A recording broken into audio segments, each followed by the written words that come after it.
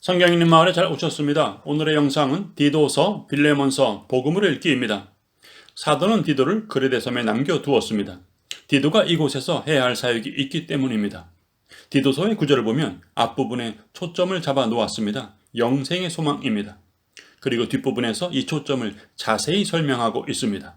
그런데 디도가 해야 할 사역의 목적과 영생의 소망은 한 가지로 우리에게 선한 일을 힘쓰게 합니다. 이 영생의 소망은 사역자 디도의 동력이자 사역의 원리가 됩니다. 먼저 디도가 해야 할 사역을 살펴보겠습니다. 디도는 지도자를 세울 것입니다. 감독은 말씀의 가르침을 그대로 지킬 때 바른 교훈을 알게 됩니다.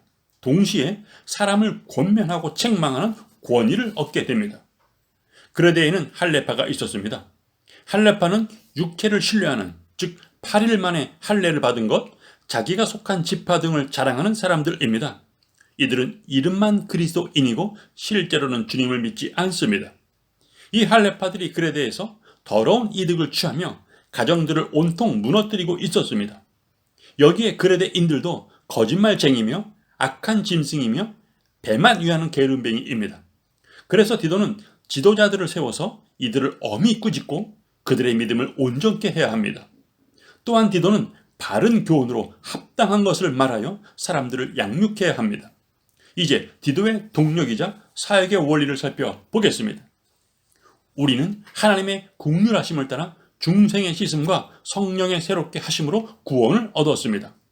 그리고 하나님은 우리에게 성령의 풍성함을 부어주시사 우리로 의롭다 하심을 얻게 하십니다. 이는 레위기의 거룩으로 우리의 실제 삶에서 거룩이 이루어지는 것을 가리킵니다. 이로 인하여 하나님은 우리로 영생의 소망을 따라 상속자가 되게 하십니다. 상속자는 영원한 생명의 나라를 상속받는 하나님의 백성입니다. 이는 출애굽과 출바벨론을 이끄신 하나님의 목적입니다.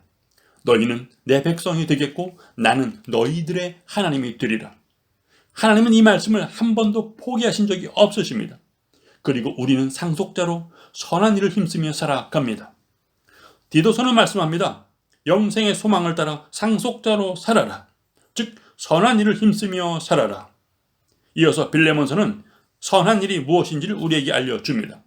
빌레몬서, 사도는 옥에서 오네시모를 만나 복음을 전했습니다. 그런데 오네시모는 빌레몬의 종으로 주인에게 많은 손해를 입히고 도망을 나온 자였습니다. 그래서 사도는 편지를 써서 오네시모의 손에 들려 빌레몬에게 보냅니다. 내가 마땅히 명할 수도 있으나 도리어 사랑으로 간구하노라. 그를 내 옆에 머물러 내 대신 나를 섬기게 하라. 사도는 빌레몬의 승낙을 얻는 절차를 따릅니다.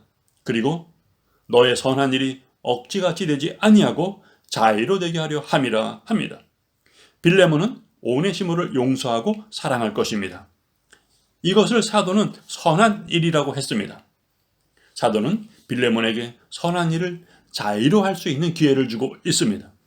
사도는 이렇게 복음의 원리를 따라서 살아가는 본을 우리에게 보여줍니다. 하나님은 우리에게 마땅히 명하실 수 있으나 아들을 보내시어 사랑을 보여주셨습니다. 그리고 그 사랑으로 말씀하십니다. 너의 선한 일이 억지가 아닌 자원하는 마음으로 되기를 원하노라.